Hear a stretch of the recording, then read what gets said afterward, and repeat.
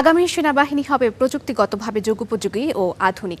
আগামীর যে কোনো ধরনের চ্যালেঞ্জ মোকাবেলায় প্রস্তুত এই বাহিনী।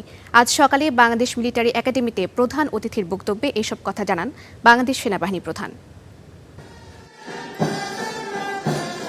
সুশৃঙ্খল কুচকাওয়াজে দীপ্ত পায়ে এগিয়ে চলা, মনে দৃঢ় প্রত্যয়, দেশের প্রয়োজনে নিজেকে উৎসর্গ করার শপথ।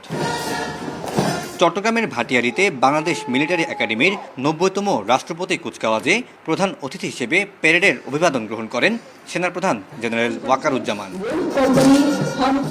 এ সময় নবীন অফিসারদের দক্ষ ও চৌকস হিসেবে গড়ে তোলার পরামর্শ দিয়ে সেনাপ্রধান বলেন, পরিবর্তিত বিশ্বের সাথে তাল মিলিয়ে সেনাবাহিনীকে আধুনিক ও যুগোপযোগী করতে তথ্য প্রযুক্তি ও আধুনিক সমরাস্ত্রে সজ্জিত করা হচ্ছে। বাহিনীর সদস্যদেরও অর্জন করতে হবে বৈশ্বিক যোগ্যতা।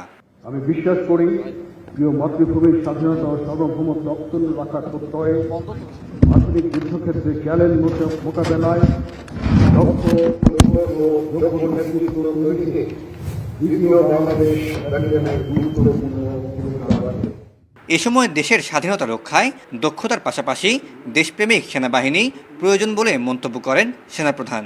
তোমরা ভুলে যাবে না, তোমাদেরকে গড়ে তুলতে দেশের খেটে খাওয়া মানুষের অনেক অবদান রয়েছে।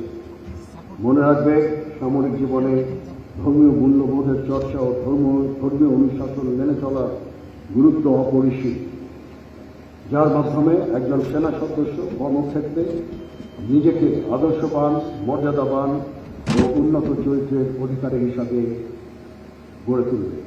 এবার চৌকস ক্যাডেট হিসেবে সোর্ড অফ অনার ও সামরিক বিষয়ে শ্রেষ্ঠত্বের জন্য সেনাবাহিনী প্রধান স্বর্ণপদক অর্জন করেন খায়রুল ইসলাম। এছাড়াও শ্রেষ্ঠ বিদেশি ক্যাডেট হিসেবে বিএমএ ট্রফি অফ এক্সিলেন্স অর্জন করেন তানজানিয়ার সার্জেন্ট আবু বক্কর। আমার বাবাও সিনিয়র টাইগার্সের সদস্য ছিলেন, উনি কমান্ড করেছেন সিনিয়র টাইগার্স। তো ওনার উত্তরাধিকারী হিসাবে ওই ইউনিটে যেতে পেরে আমি নিজেকে আসলে গর্ববোধ মনে করছি। কঠোর পরিশ্রমের শেষে আমরা আজ এখানে দাঁড়িয়েছি এবং আমি মনে করি যে আমরা যে এখানে দাঁড়িয়েছি এটা শুধুমাত্র আমাদের একার পাওয়া না, আমাদের সমগ্র জাতি এবং সমগ্র দেশের অর্জন এটি। এবার দীর্ঘমেয়াদী কোর্স শেষে সেনাবাহিনীতে কমিশন লাভ করেছেন ১৯১ জন ক্যাডেট।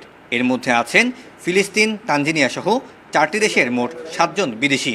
কমিশনপ্রাপ্ত 184 বাংলাদেশির মধ্যে 166 জন পুরুষ ও 18 জন নারী। Syed Tamim Mahmud, Star News, Chittagong.